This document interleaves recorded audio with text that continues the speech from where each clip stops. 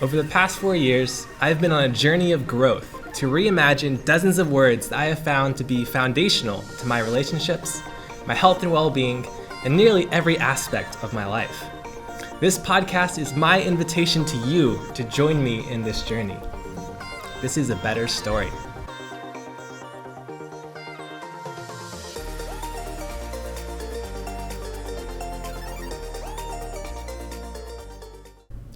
And with me for episode 2 is the fantastic Michaela Rohrbough. Once again, you did such a good job in episode 1. I just had to bring you back. How you doing today, Michaela? I'm doing good. It's a great Wednesday morning. Yeah. Not too hot yet. Yeah, it's probably going to get to like 100 today in Davis. So if you tuned in last week, you have known that today's podcast is all about the word growth. So we talked about hope last week. One of my hopes was that you would come back for the second podcast. And if you're listening to this, then hey, that hope panned out. So that's pretty cool. Let's talk a little bit. Ooh, that was a loud noise. Let's talk a little bit about ourselves. I feel like we talked a little bit about ourselves last week. So one of the things I do appreciate about you, Michaela, is, that's funny, I said you and then I looked away from you, is that you really helped me grow. I think one of the things that most initially attracted, wow, there's some loud banging going on outside upstairs. One of the things that most attracted you to me, one of the most attractive things about you to me was that you really helped me grow. I think in a lot of ways I had what was called a fixed mindset where I wasn't really looking to grow for a while. And then I really think when you came into my life, you helped me grow. So that's one of the reasons why I'm so excited to have you back for this podcast to talk about growth. Yeah. So I don't know if you've prepared anything to talk about our relationships. One of the words that I want to introduce this podcast with is the word presumption.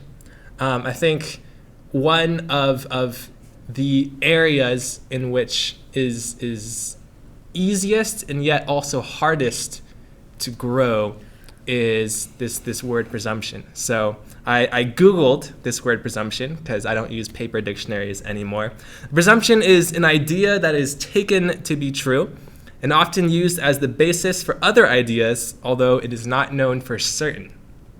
So when I first met you, Michaela, I'm sure you can attest to this, I had very, very, very many presumptions that I took to be true. And one thing that I love about you, Michaela, is you see a lot of my presumptions, some of which you disagree with, and you challenge me on them. And that has really helped me to grow. Cool. So we are going to start talking about growth. One thing that we did last podcast was we started off with 5 and 5. So I'm going to give a chance for both of us to have 5 seconds to define the word and then 5 minutes to talk about kind of our personal experiences with growth. So we're going to start off with you, Michaela. You have 5 seconds. And if you break 5 seconds, that is completely fine. I won't mind at all. You have 5 seconds to give your personal definition of growth. Go for it. Okay. I think I would define growth as a change moving towards a more mature direction. So when something is growing, it has to change. It has to either become larger, become different in some way, and it indicates a progression going towards something that is more mature. Whether you're talking about a plant is becoming more mature, it's growing up from the ground, producing fruit, or a person is moving in a direction of maturity and personal growth. I like that. You used the word change when you defined it. I think My mind definitely jumps to the word maturity and thinks like, yeah, like maturity, that's what you grow towards. You grow towards maturity. But you mentioned this word change, like that's kind of, it brings up this feeling of like you actually like have to change. I think a lot of times growth can feel like almost like impersonal. Like, I don't know, you're playing, well, you don't play much video games, but like if you're playing a video game and you kill a goblin, you gain like 18 experience points and, you might grow a level. And there is storyline in video games, but it's strange how like you get like experience points and you grow, and it's almost this impersonal growth, and then the storyline almost never actually grows your character. And I think a lot of times I can have that mindset where I think, yeah, I'm of course I'm be growing when I do my job as a math tutor. Of course I'm be growing when I do like X, Y, and Z. But I love how you use the word change, because it almost gives like this like personal like owing of the process. Like you have to change. It's not something that will just like happen to you over time. So I love that about your definition. Anything else you want to say, or we can go into the other five minutes. Yeah, sure. All right. 5 minutes. You have 5 minutes, which last week I turned into 15, to talk about your personal experience with growth. It's funny because whenever people ask me to share a personal experience, the ones that always come to mind are the ones that happened in like the past couple weeks. But something I've been thinking about the past couple weeks, and I think it really relates to growth, is I'm sure other people you have experienced, why is it so difficult to keep a houseplant alive? Even if it's a succulent. It's either I water it too much, I don't water it enough, it's too much sun, too little sun, and they die. And it's so frustrating because it's supposed to be easy. That's why you buy it, is the succulent is supposed to be easy to keep alive. And another experience this past week is, so my house started growing a vegetable garden during the summer, during COVID, because we were bored. And recently I thought, I'm going to try and plant some flower seeds, because these other plants have been doing well, they're making tomatoes and such. Let's plant some flower seeds. So I put the seeds in the ground, watered them, and every day I go and look, and it's just a bare patch of dirt. Nothing is there yet. And I don't know, like, man, have I killed them before they've even started? Is this my fault somehow? And to me, I think that really gives me a visual of what growth means. I think in those two different stories, one of them is growth and one of them isn't. With the houseplant you're trying to keep alive, you're not interested in it growing or developing. You're just afraid of it dying. There isn't a sense of we're moving forward with this. It's just a fear of, what if I'm slipping backward into something worse? You're just trying to maintain what you already have. Versus if you're trying to grow a seed from the ground, it's a lot harder. And I think that's why we don't do that as much as opposed to buying our own plant from the store. Especially because at the beginning, you have no idea if it's working or not. And there's a strong possibility that it might not work. So I think that's how I see it incorporating I'm needing it to change, I'm needing it to grow, and there's a expected result I want. I want it to get from a seed to a flower eventually. And so I think that's how I see the difference between growth as something that isn't static. It isn't just about maintaining what you already have, but it's about moving from one place to another. I love it. And Michaela, the question that I'm sure is on every person's mind is, has those seeds sprouted yet? Of course not. Of course not. Oh. Are you kidding? I would have let you know if they had. Okay. Well, there's always I'll keep you updated. Oh, man. Yeah, I love that, because I think, I think it's so easy to kind of rest on our laurels to even see ways in which we have grown in the past, but to just be content with like, yeah, I've already grown. Now I've reached this place, and that's like a comfortable place. That's like a safe place. But that's also a place where there's no growth.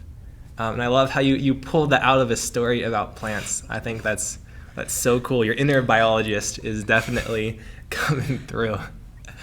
Okay, I'm gonna get into my 5 and 5. My 5-second definition of growth is becoming a better you. So I feel like this has a little bit less depth than yours. So well done, Michaela. But what I want to highlight in this definition of growth is not about becoming someone else. It's not about becoming something that is different than you.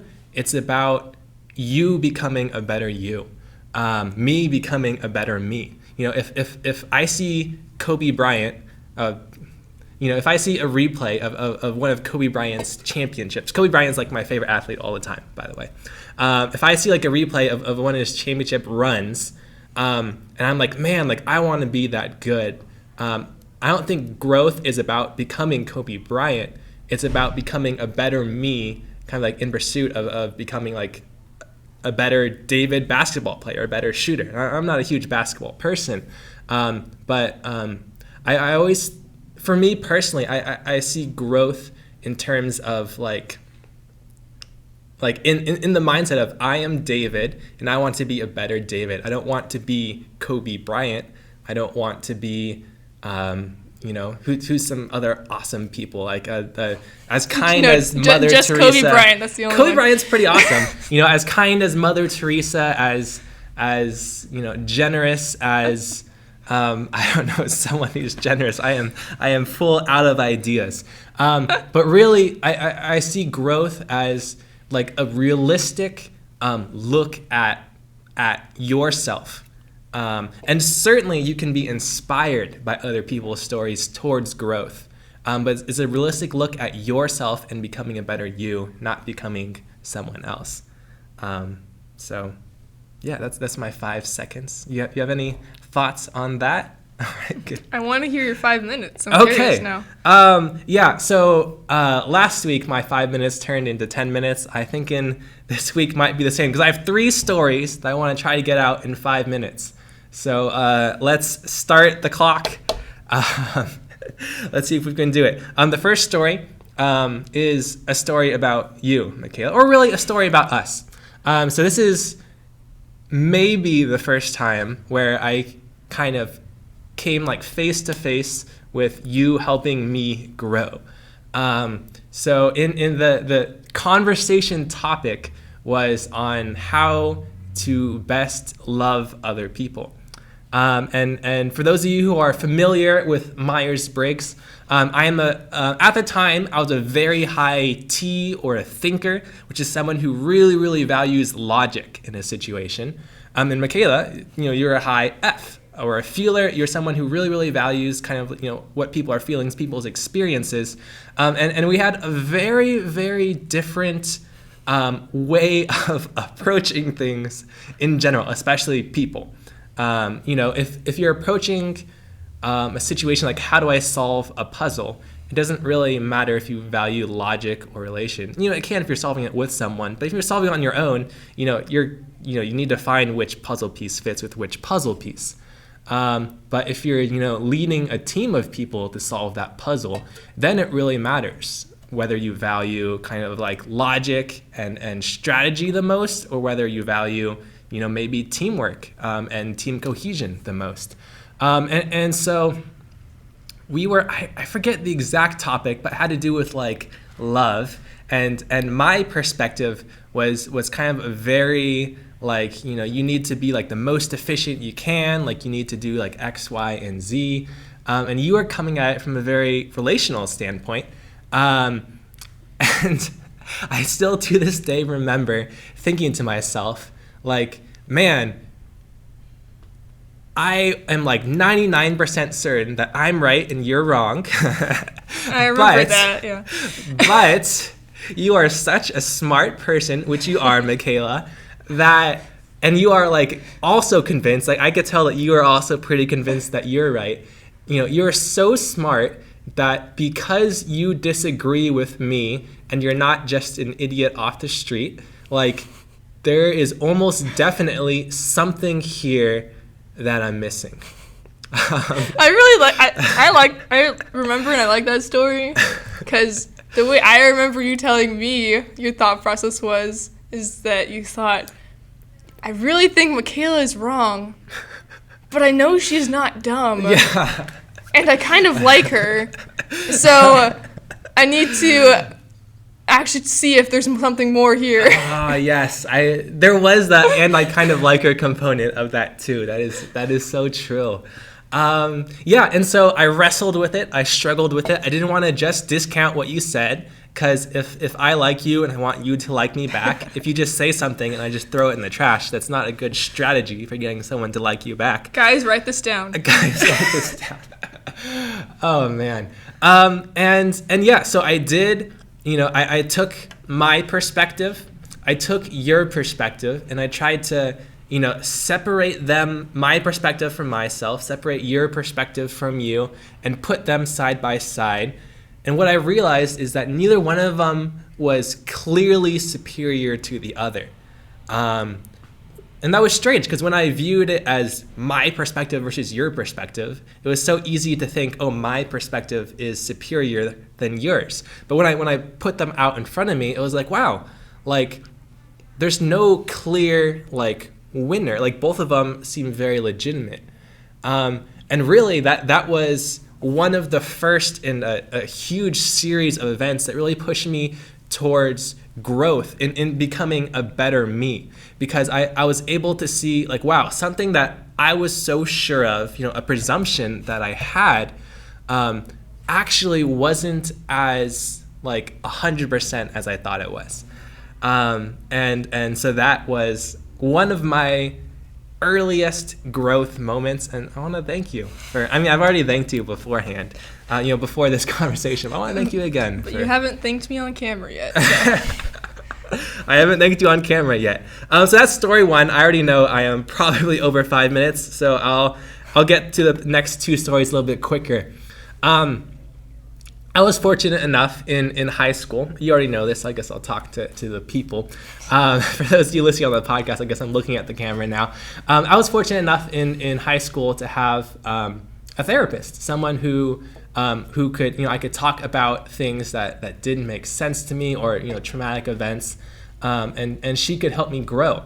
And one of the most impactful things that she ever told me was a story. And I love story. I've called this whole podcast A Better Story. But here's her story. I was going through like a particularly difficult moment. And she's like, all right, David, I want you to picture something. I didn't realize this until years later. I actually have a condition called aphantasia, and I can't picture anything. But I could kind of understand what was going on. She said, picture a horse stable. And you are someone who just absolutely loves horses. I was like, okay, like I get what's going on. She's like, you go into the horse stable, and man, it is just filled floor to ceiling with poop. She used a more colorful word for poop, but we're gonna go with poop for this conversation. For a minute, I thought you were gonna say it was filled floor to ceiling with horses. That would be crazy. But yeah, you go into this stable. Is filled floor to ceiling with poop. I was going to a situation where I could not see anything but like difficulty in that situation.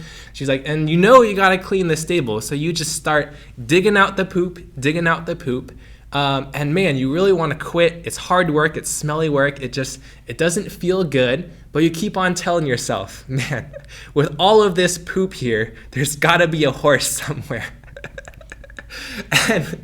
And then she just busts out laughing. Like she laughs out loud for 15 seconds, and she thinks it's like the most hilarious story ever. But the point of the story was this: like when you go through something hard, there's a lot of poop, or if you want to use a more colorful word, you can use a more colorful word. There's a lot of poop in that situation.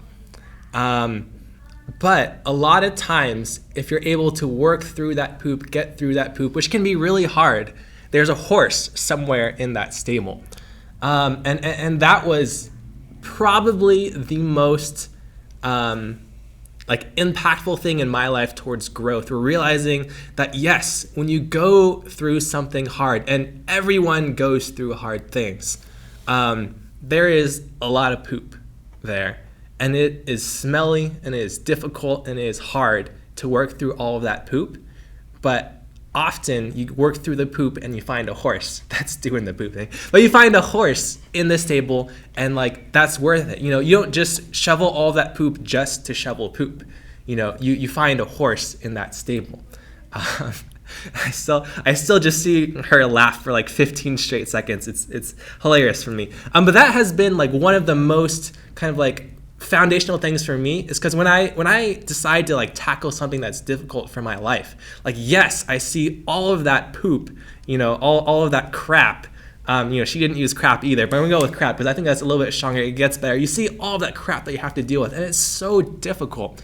But you don't shovel that because of the crap. You shovel it because of the horse. And that helps me kind of focus. When I want to grow, I don't jump into hard situations because I love jumping into traumatic events and things that are hard for me. You jump into it because of the growth, because it's good. So that's story number 2. I'm way over 5 minutes. Story 3 will be a lot quicker, I promise. I was huge into a game called League of Legends in high school and a little bit of undergrad. I was a bronze player, which at the time meant I was about the 50th percentile. So if there's 100,000 players, I was better than 50,000 and worse than 50,000. But I'd been playing for a bunch of years. And I remember every single game that I would lose, I would say man, my team was so terrible. How can anyone ever win with a team like that? And every time I win, I'd be man, I am so great. I'm clearly not a bronze player. Why am I still in bronze? And then my brother, Josh, said something to me which really infuriated me, but was so correct. He's David, if you've played for this long and you're still in bronze, maybe it's not just the teammates who are causing you to lose. And of course, I was uber defensive about this, but I thought about it, and yes, statistically, if you play 1,000 games and you're kind of about the same level for 1,000 games straight, statistically, it's not that you've had 500 terrible teams and 500 average teams and you're being held back. It's probably a little bit you. So what I did was okay, this is me. I'm going to start getting better. So every time I died in League of Legends, which was a lot, I would ask myself, what did I do wrong? How could I improve? I would literally, every ranked game I played, I would just watch the 40-minute game over again with a camera panned over myself. And I tried to pinpoint every mistake I made. I was so serious about growth. And within a year and a half, I had become Diamond 2 on my promotions to Diamond 1, which in essence means I was in the top 0.003% of all players. So in 5 years of playing, I was a mediocre player. And then when I decided to grow, within a year and a half, I was the top, 1 in 10,000 players or something like that. And this was one of my first tangible experiences with how important growth is. I think a lot of times you have a lot of experiential experiences, and those are really important, but having a tangible experience of when I don't grow, I am stuck at mediocrity for 5 years. When I do grow, in a year and a half, I am pretty amazing at video games. What I think to brag about. Video game. Yeah. But that kind of was, for me, is the most tangible result that I can point to in my life of yes, growth matters. And yeah, so I've done a lot of talking, Michaela. Anything stick out to you in any of those stories? I think the main thing that stuck out to me from that last one is how growth requires effort. I think that without the effort, it's either you're going to stay the same or get worse. Mm. And growth isn't a passive thing. You can't just sit there and hope that, oh, if I just do this enough, I'll grow. It requires the effort put into think about how can I actually improve. All those games thinking about what did I do wrong.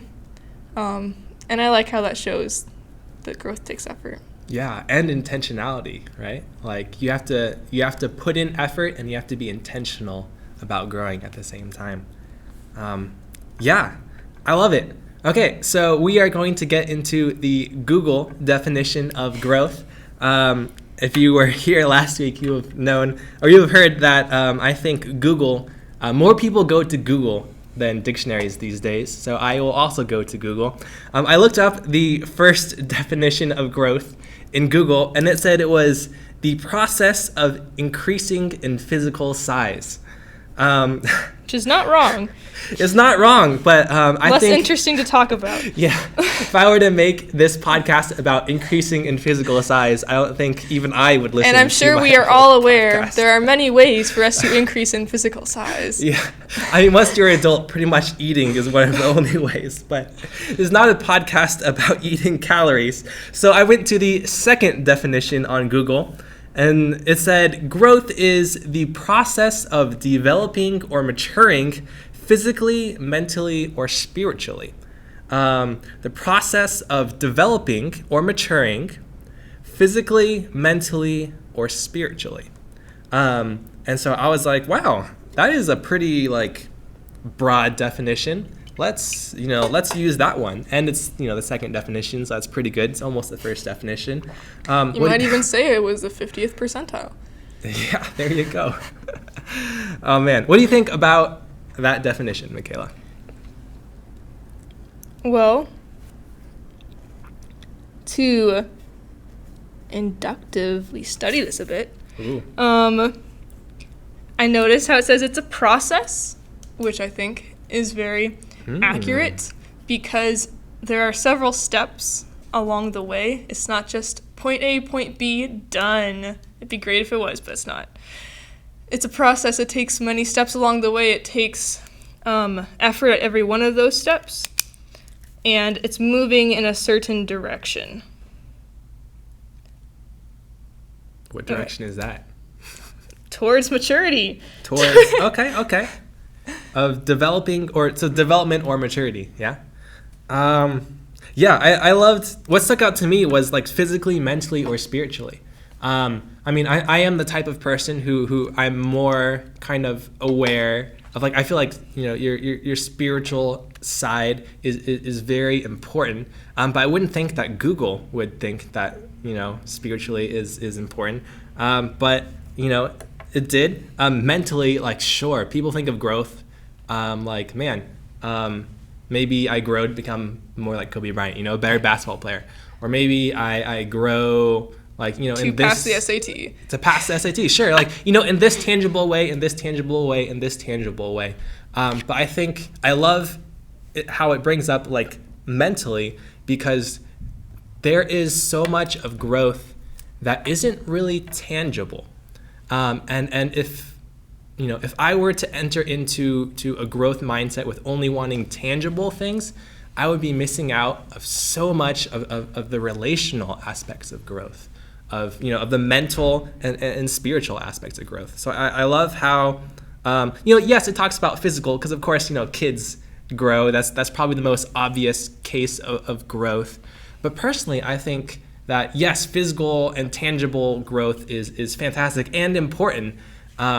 I love focusing on kind of the intangibles when talking about growth.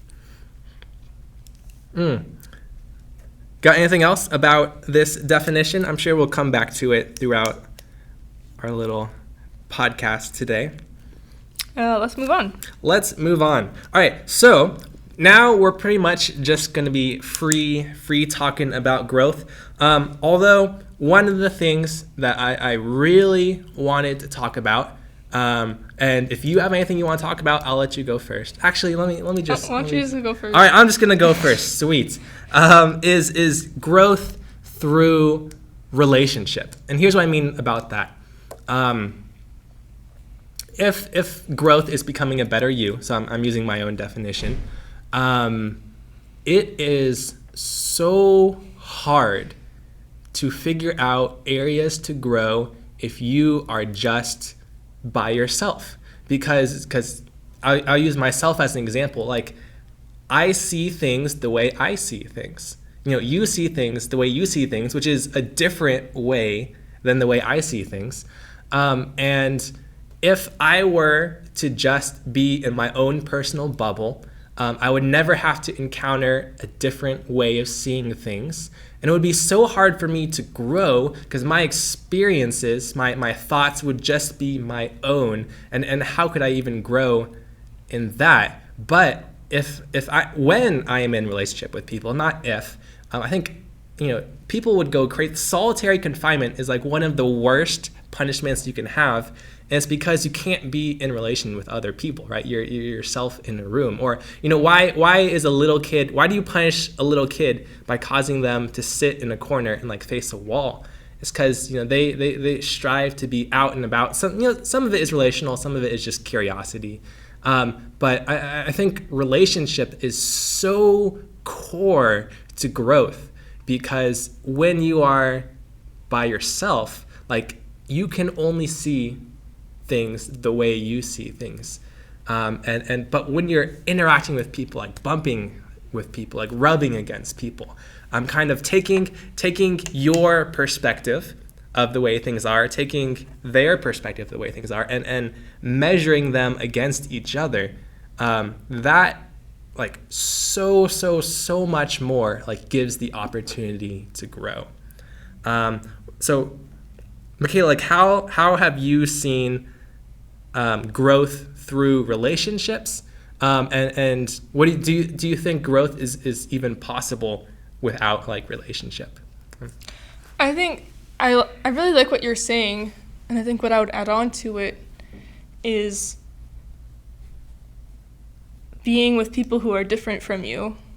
Because I think it's really easy to be with people who are similar to you because you think about things the same way, and you might not feel as challenged to grow in different ways because you're not seeing the different ways that are out there. I see that in our relationship a lot. Yes. Because we are pretty different people, as we have talked about often. Our Myers-Briggs are almost completely opposite, which is great. But we're both introverts. And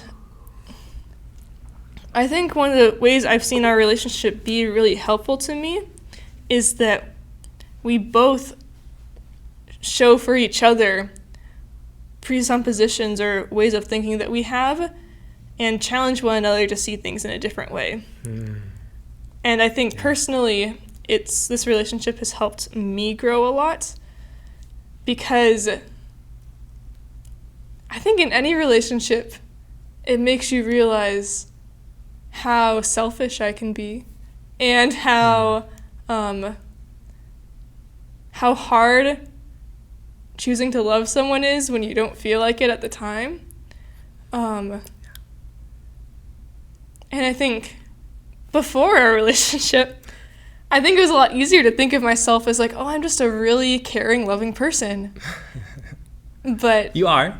Thank you. But I think when you're faced with having to make those kind of choices and having to make them every day, I realize I'm not as caring or wholehearted or selfless as I thought I was. And I think that revealed to me ways that I need to grow.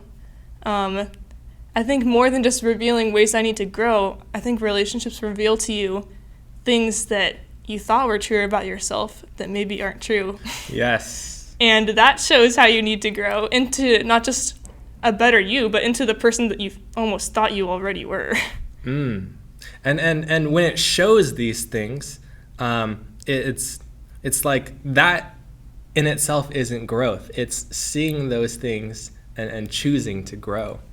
And that's one of the things I love about you. is I feel like there's so many people where they will encounter, kind of an opportunity to grow. And one of the things that you can almost always, one of the choices you almost always have when you have an opportunity to grow is to choose the comfortable side or to choose the growing side, because growing is almost never comfortable. Ever heard of growing pains? They're real. Growing pains. And yeah, I love how relationships bring out those opportunities, but it still is a choice. I mean, we were talking about effort and intentionality before.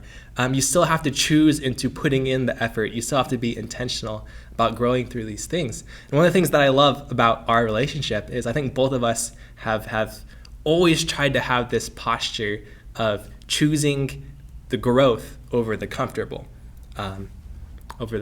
part. And not that we're not comfortable around each other. I think, I'm probably more comfortable around you than almost anyone else on the planet. I'd say like maybe my oldest brother, Josh, like maybe he competes with in terms of who I feel most comfortable with, but like, no, like I'm so comfortable around you.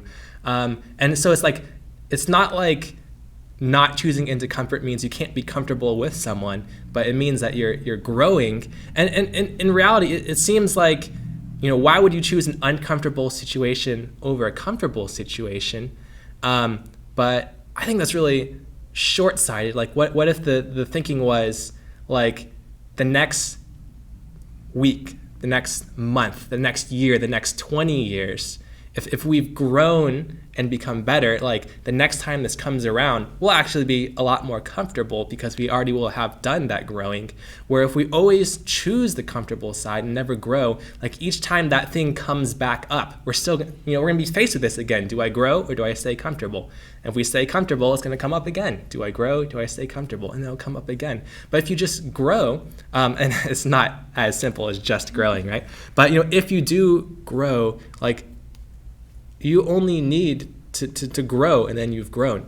Not that once you grow, like it's all over with.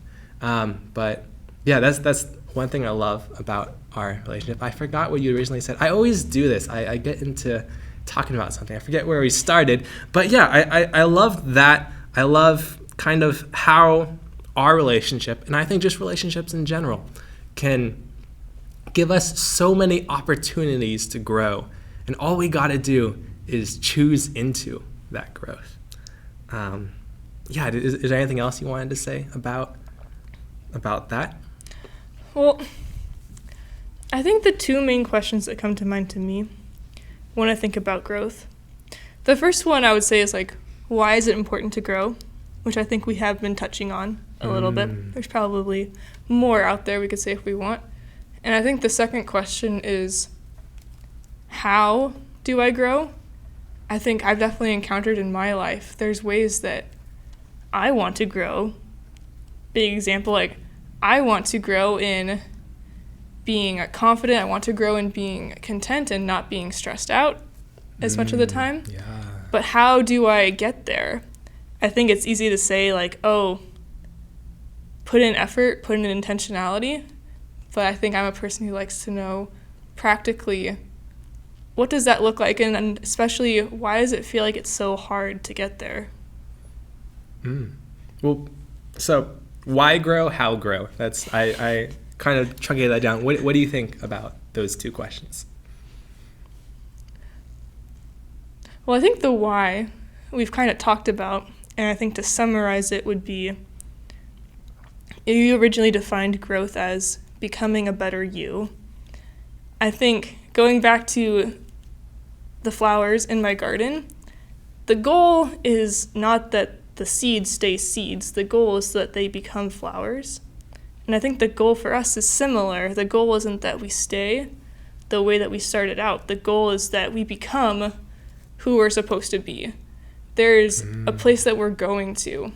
And while like we can choose to live our life staying the way that we started out, staying the way that we're comfortable with, there is an end goal for us. And personally, I would rather grow and become a flower than stay a seed my entire flower, life. Michaela. It's important to have potential, but I think it's better to achieve that potential than just to have it hanging over you. Yeah. And in terms of the how do we grow, to me, that's the big question, because it does seem difficult. And I'd like to hear your thoughts on that. Yeah. There is something that is kind of a hot topic for like the last maybe 5 years, or maybe it's always been a hot topic, but I've only heard about it a lot in the last 5 years. And it's something called a growth mindset. You've probably heard about this a lot from me because I talk about it quite a bit. I hear about it because I'm in education. Yeah. Oh, really? Okay, there we go. But yeah, so in essence, a growth mindset is a mindset of pursuing growth. And I think there's maybe a better way of kind of wrapping your head around what a growth mindset is what it isn't.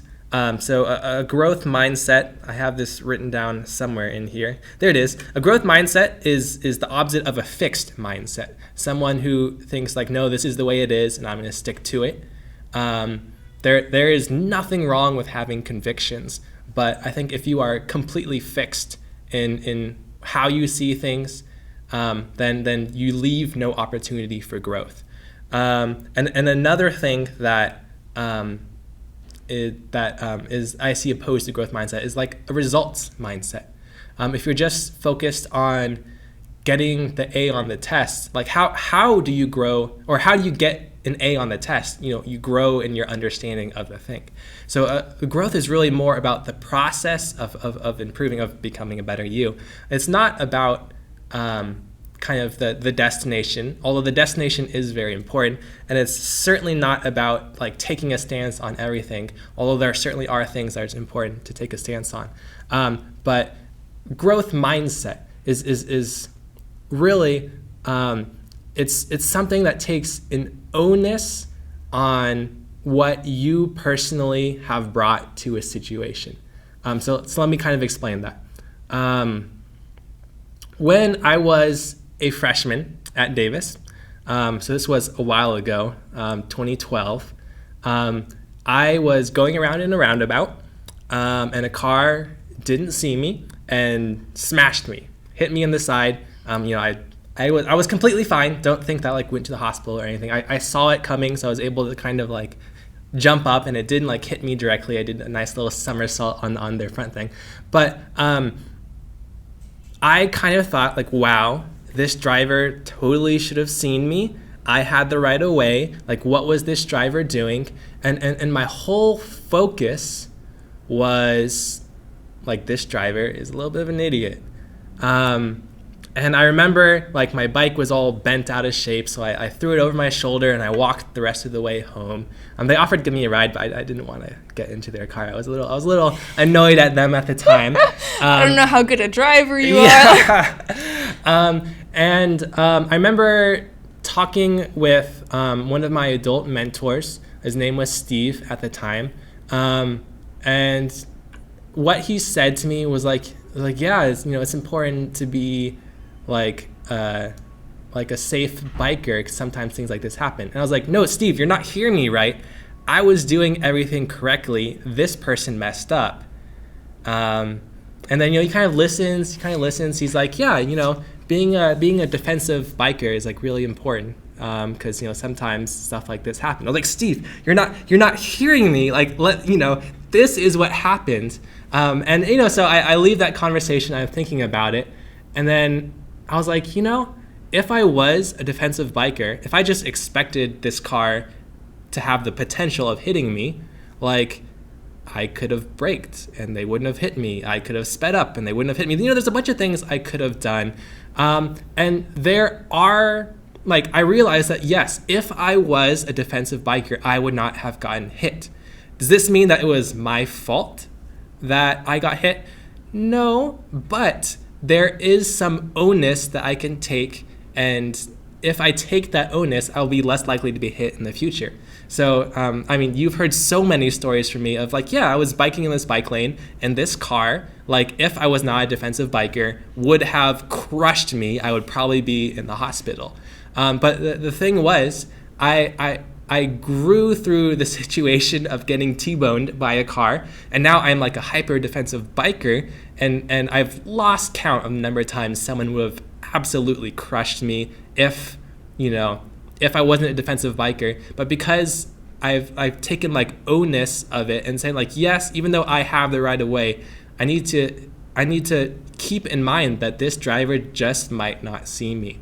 And they might hit me. Like, so that's kind of an example of taking onus in all situations. It doesn't mean everything in all situations is your fault. It doesn't mean that you can't have expectations of other people. But realize that in all situations, like, you have potential to act in certain ways, to do things in this way or that way.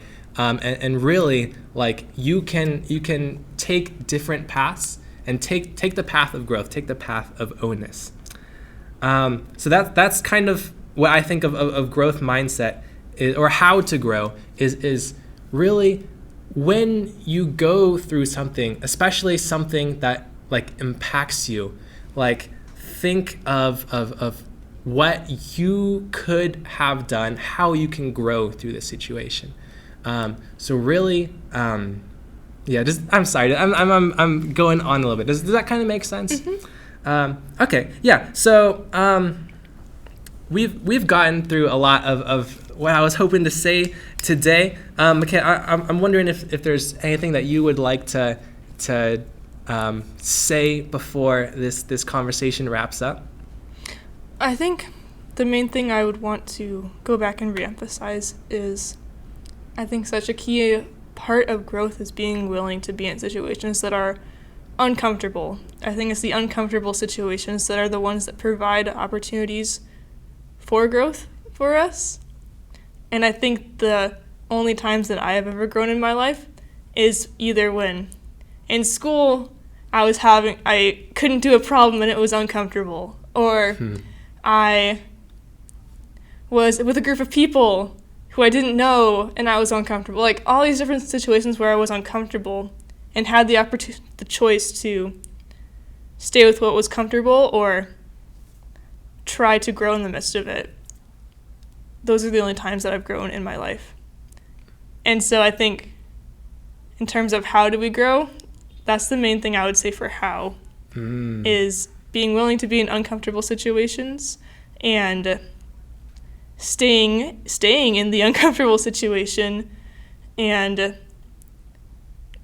choosing to try and maybe fail, but still being willing to try to change what I'm doing, to have a different perspective in the midst of it. I love that. I think of something that resonates with me about that. In high school, I was big in lifting weights. Like, lifting weights is literally like tearing your muscles. Like, it's literally painful and uncomfortable. But like, you do that to grow. Like, you press into like the pain and discomfort to grow. Or you bring up plants earlier, like pruning a plant. Like, you're literally cutting off part of that plant, which I imagine if plants had feelings, that would definitely hurt. But through that discomfort, there's growth. I love that. So kind of as we wrap up, I wanted both of us to have an opportunity to kind of say like something that we think is important to leave with, to take away when thinking about growth. So I don't know if that was mine. Okay. Yeah. Something I want to say. In my life, there's been a ton of people who have helped me grow. And I would not be who I am today. I will not be who I will be in the future without, I was talking about how I had, an adult mentor. Technically I'm an adult now, so but like, for the people listening to this today, like, you have had people in your lives that have helped you grow. Like, take a moment to thank them. I think gratitude is such an important thing. Like, take a moment to thank the people in your life that have helped you grow to be the person that you are today. and also be that person for someone else. Probably someone younger than you, but also for someone like older than you too. Like, help other people grow too. I think that growth is so relational. Thank the people who have helped you grow. Be someone who helps others grow. Be someone else's gardener. Be someone else's gardener. Yes. But that's all I got. Is there anything else that you want to say? Great. So that kind of wraps up our discussion on growth. I feel like I have grown through this discussion. That's awesome. Hey, for those of you listening to the podcast all the way through the end, thank you so much for listening all the way to the end. I want to give a shout out to my roommate, Kei Akutsu. He is the man. I upgraded his title to producer this morning because it felt appropriate. He does all of the sound work, all of the editing. He is just, he gives us huge thumbs ups when he likes what we're saying. He literally rolls on the floor laughing when he thinks we did something that's funny. I think that is so great to have Kay around. So I want to give a shout out to Kay. And yes, also I said this last week. I'm going to say it again this week. I'm going to say it every week. You know, if there is something that you took away from this conversation, like tell me. A way that you grew through this conversation, like tell me about it. I have an email address. It's podcastabetterstory@gmail.com. I tried to do a better story podcast@gmail.com, but it was already taken. So podcastabetterstory@gmail.com. Let me know. If this helped you out in some way. It's so encouraging for me to hear that what I'm doing is helping you out. Or if you have any suggestion, if you are a pro in podcasts and say like, hey David, if you did this, it would be great. Hey, I'd love to hear that too. But yes, continue growing, continue helping other people grow. Next week, we hope to grow some more by talking about the word good. And it would be good to see you. And it would be good to see you next week when we talk about the word good. But until then, I hope that all of you, and you, Michaela, have a fantastic week. I hope that you continue to join me on this journey of growth. And yeah, I will see you next week. Or I won't see you. You will see me next week for another podcast. Until then, have a great week. Watch out for bears. And watch out for bears. Thank you.